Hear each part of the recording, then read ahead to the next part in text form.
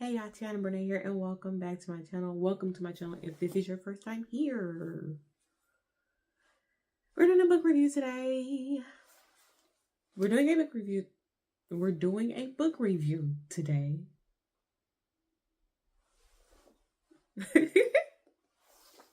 Anyways, today's book is going... Come on. Okay.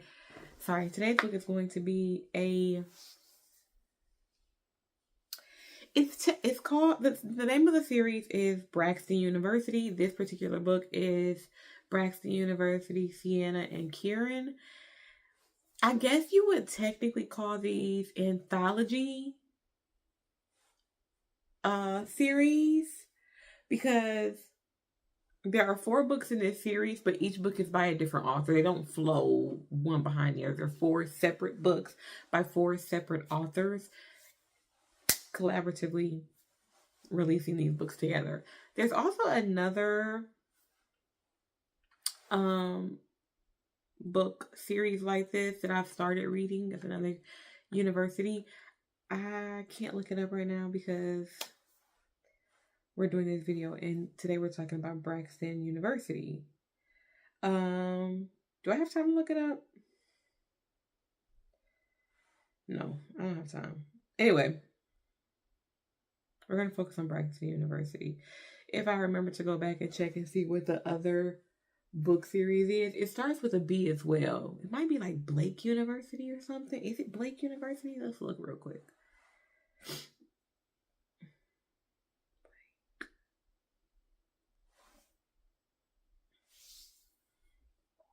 Yeah. So this one, the series that we're talking about today is Braxton University, but there's also another series that follows the same type where there are multiple books in a series written each by different authors and do not have anything to do with each other. They're kind of like their own separate entities, but they're all centralized at one fictitious HBCU in the South. So the ones that I'm talking about today is Braxton University, but if you're interested, there's also another book series called Blake University HBCU Chronicles, and it's the same type of genre as the Braxton University books that I'm going to be talking about today. We're talking about one in particular today. I think I've read 2 of this series so far. They do have them in a certain order, but the order doesn't matter because they don't have anything to do with each other. So today we're going to be talking about Sienna and Kieran. The book was written by Ashanti. There are 167 pages. I rated this book a 4 out of 5.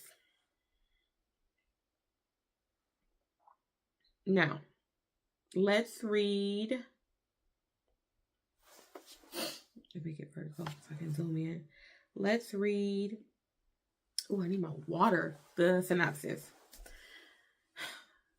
Sienna knows. Oh, for those of you who are new to my channel, the synopsis that I read is straight from Goodreads or Amazon. In this case, Amazon. What I pull from the synopsis varies based on how long the synopsis is. Sometimes it's the whole synopsis. Sometimes it's the first part, the last part, whatever part I feel like is most effective in having me remember the book if I come back and look at my reading journal after reading the book. Okay. Sienna Knowles came to Braxton University with a baby on her hip, a full-time job, and something to prove. She didn't come for love, especially not from Kieran Hamilton, the campus golden boy with money, muscles, and a mouthpiece that could melt ice. Kieran has it all. Money, frat clout, and a last name that holds weight in every building and on every campus. Well, there's no every. In every building and on campus, that's what it says. However, under the legacy lies pressure, secrets, and a past he can't shake. When he crosses paths with Sienna after a step show, what starts as a spark becomes something deeper, realer. Those S's be getting me, y'all. All right. Once again, I rated this book a 4 out of 5. Let's start with what I don't like. Because I don't think I touched on this in the thoughts section of my notes, and I don't want to forget. One of the main problems I have with books that are set in college is, now I don't know if this author went to college or not. I didn't look this author up, but it sometimes gives no college experience when authors write books about college. And the reason I say that is, and I don't have HBCU experience, so maybe that's why I feel this way. I don't know. But Sienna works a full-time job. That's what's in the synopsis that the author put on Amazon. And what bugs me about that is most campus jobs, because she has a campus job, she does not work off campus. Most campus jobs are not full-time. Most campus jobs are part-time. I don't know anybody who worked on campus and worked 40 hours a week at a campus job. As somebody who had a campus job for 2 years while I was in college, it was never full-time. The people who I know who worked on campus never worked full-time, even if they did not have work study. Even if they didn't have work study and it was just them having a traditional job, if it was a on-campus office that they worked in or whatever, the dining hall, offices, dorm rooms, in any form of housing, whatever the job was, it was never full-time. So I think that that's one thing that bugs me about books that are written from the perspective of college students, is because I'm a college graduate, I look at those inconsistencies and it bugs me. It's not like something that's jarring, but there's certain things about certain books that bug me. Like one day I was reading a book that was set in college. This was years ago. And they were at their locker. And don't get me wrong, for those of you who do not know, I did go to Eastern Michigan University. There are lockers that students could use in the student center. At the time I went there, you had to rent them. But it was literally maybe 50 to 100 lockers. Maybe. They weren't for students to just use. They were for students who were paying rent. I think they were paying for them to rent them. College is not a situation where you just have a hall of lockers. Or one thing that this book also did that I did not enjoy in most college experience books, especially when they're rooted in Black culture, they only talk about college from the aspect of if someone is in a sorority or fraternity. And experiencing college is so much more than Greek life. There are so many other Black organizations on college campuses and so many other events to go to on college campuses to where,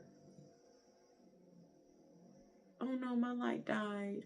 Oh well, we're going to keep going. Where your only point of reference should not just be Greek life. And that's what a lot of these books do. All right. Those are my only 2 points of cons for all college-based books. It's not specific to this one. This one does it, but that take is not specific to this book. So I don't want y'all to feel like I'm calling this author out. All college books that I read have a tendency to do that. And it makes me wonder if those authors did or didn't go to college, because that's not all encompassing of a college experience, especially as a Black student at a college or university. That is not all that you experience. NAACP throws events. Fraternities and sororities throw events. Other campus-based Black organizations throw events. There's some stuff that's just campus related in terms of the university and campus life that have events. Like when I was in college, there was a movie night in our student center that was free if you had a student ID. Well, for all students, honestly. That was free, and they would play movies every Friday. They had carnivals on our college campus. Like there was other things going on college campuses than step shows, probates, yard shows, stroll-offs. There are other things going on campus other than that few things. And I get that authors like to touch on that because most of the times when kids are in college in these books, students, I'm sorry, are in college in these books,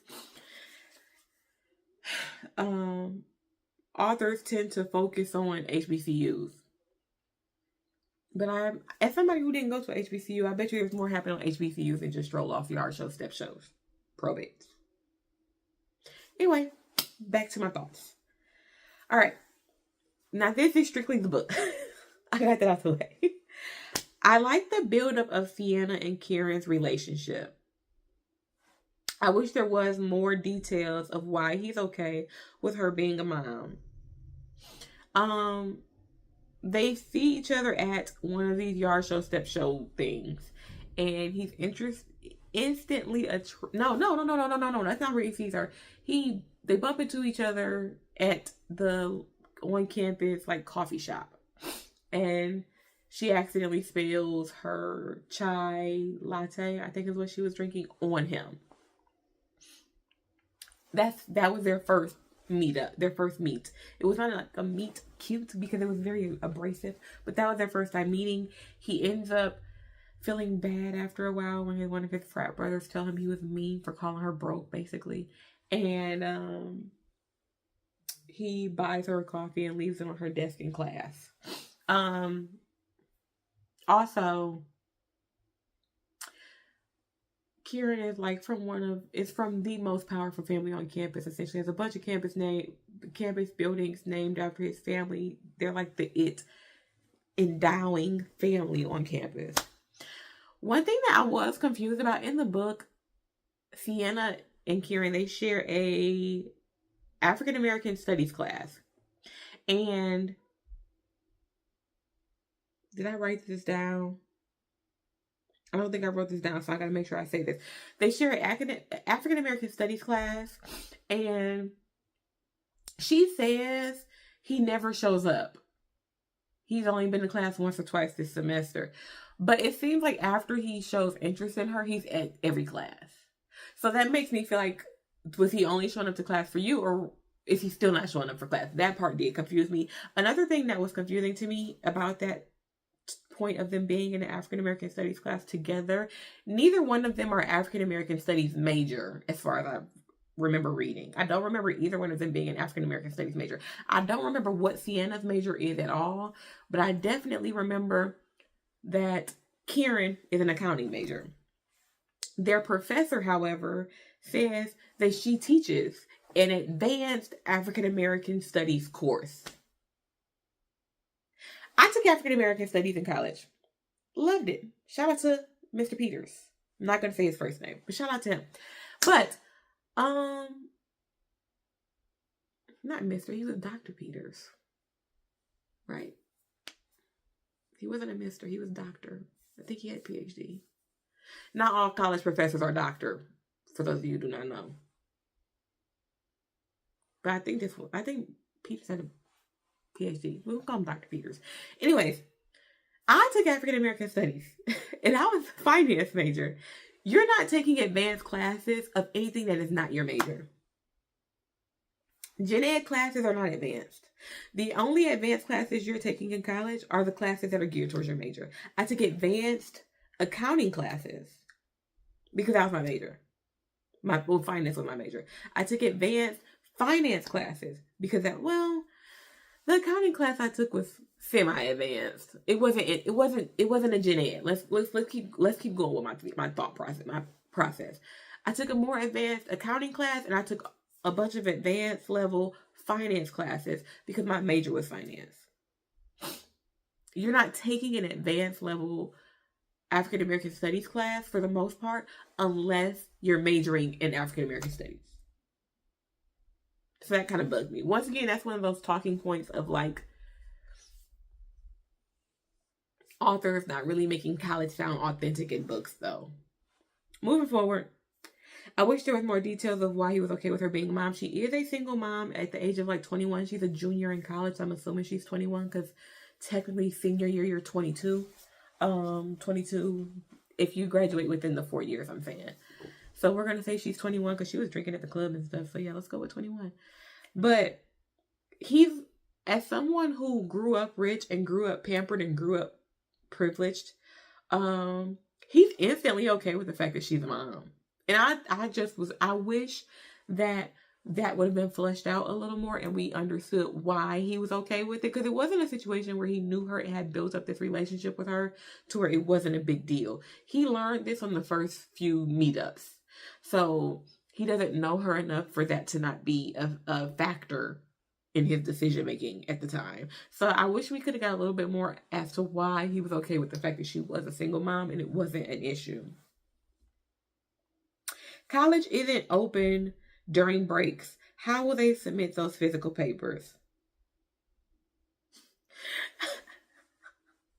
This goes back to the unrealistic college talking points in books again. Y'all, this was bugging me. And it's been bugging me for a while because I've been reading a lot of books where some of the characters are in college. University campuses are not open during breaks. And when I say campus is not open during breaks, I'm not saying you can't stay in your dorm room. I'm saying dining halls are closed. University buildings where the teachers and the professors have classrooms and offices are closed. And in this book, their professor has them submitting their paper in person over break. Like spring break. Where are they sit? What office is open? How are they getting in the building? How are they getting in the building? Nobody's there.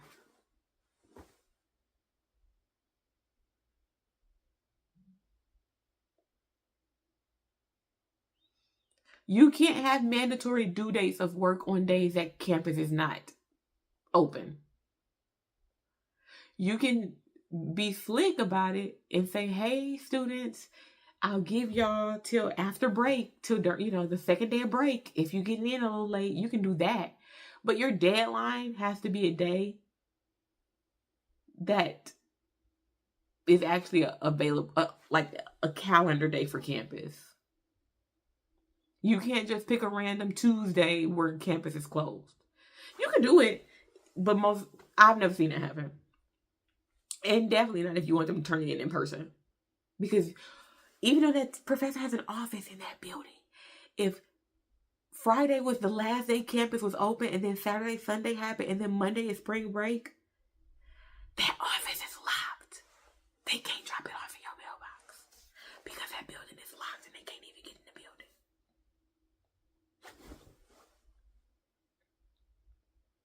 And child, who is Normandy? He want to say Normani. Who is Normandy sleeping with? We do eventually find out that Normandy is Kieran's ex. She is also like the girl who everybody feels like he's supposed to end up with because they both come from rich families. And their moms are frenemies. She's sleeping with somebody, child. We find out by the end of the book that she is sleeping with the journalism professor. Yeah, it was Dr. Peters. Peters had a doctorate. I'm sorry, I'm stuck on that. Shout out to Dr. Peters. Anyway.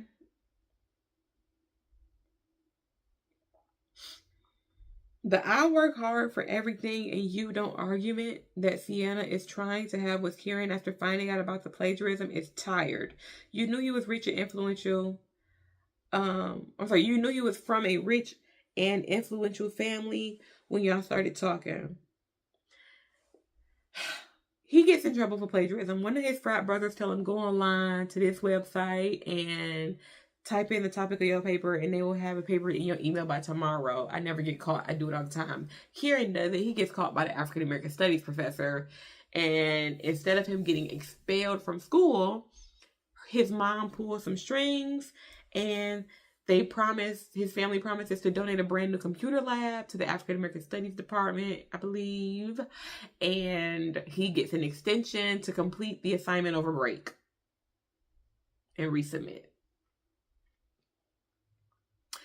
Sienna finds out about this because Kieran ghosts her while he's working on the paper and he feels bad about it, so he doesn't want to talk to her. So he eventually comes clean to her and tells her that he is a plagiarist. And he's asking her what she, they're talking about it. And she gets really upset because she's like, I work hard for everything. You don't have to work hard and you're cheating and yeah. And it's like, I hate those people in Africa are starving talking points, because that's what it gives me. Like, I don't, and this is not towards starving people, but I don't care if somebody else in the world is going through something worse than me, because my worst is the only worst I care about. My face is so itchy. My worst is the only worst I care about. I don't care about your worst, because it's not my problem. My worst is bad to me. I don't care about what Joe Schmo around the corner got going on. Joe Schmo life has no effect on me. Kieran's situation is big for Kieran. I don't like how Sienna tried to minimize it by talking about how much she's had to struggle her whole life in comparison to him. It doesn't matter. It's not his fault he doesn't have to struggle. You should hope that your children you want your children to understand the value and the importance of hard work, yes. But you shouldn't want your children to struggle. I don't want my child to experience struggles that I've experienced in life. I would hope he still understands the value of hard work, but I don't want him to have to struggle. Next. In the beginning of the book, I was wondering why Kieran's younger brother was Keith Jr. instead of Kieran, since he is the oldest. I didn't think it was anything worth noting, but now I see why. We do find out eventually that Kieran's dad is not his biological father. His mom got pregnant in college. And her husband fell in love with her and took in her and her kid, basically. And then they went on to have 2 more children. The second children, who is the husband's actual oldest by birth, is Keith Jr. And in the beginning of the book, when Kieran was running down like his family, you know how they do that. I have 2 brothers. I said to myself, why is the second oldest named Junior? Why isn't Kieran a junior? I didn't think anything of it. I'm just like, oh, some people are weird like that. Whatever, they rich. Who knows? Maybe something was going on and the daddy decided he wanted a junior at the last minute or something. I don't know. Anyway, I was thinking that, like, why isn't the oldest a junior? I just moved on from it. We eventually find out it's because he's not his dad. And he passed his name down to his actual child. Mind blown when I found that out. I said, now it makes sense why his mom says you're just like your father. There's a point in the book where Kieran is exposed for plagiarism. His mom is at the meeting with him and his professor when this is going on. And she finishes with, you're just like your father. And Kieran is like caught off guard and kind of like, huh? Because their father is really responsible. And so he didn't feel like that statement made any sense. But it didn't make sense because she knows that Keith Senior is not his biological father. When she's saying you're just like your father, she's talking about the dad that passed away because he was an alcoholic and was drunk driving when they were in college. Child, please. Anyway, I really did enjoy the book. There was some stuff I did not like about it, and it was mostly the college talking points, which is why I rated it a 4 out of 5. But I really do recommend the book. Once again, it was called Braxton University, Sienna and Kieran. This is technically the 4th book in the series. You do not have to read them in order. Let me know down below if you guys read the book, read the book, liked the book, didn't like the book, would you rate it, whatever, all the stuff down below. Like, comment, subscribe, and all that stuff to my channel. And I will see you guys in my next video. Bye.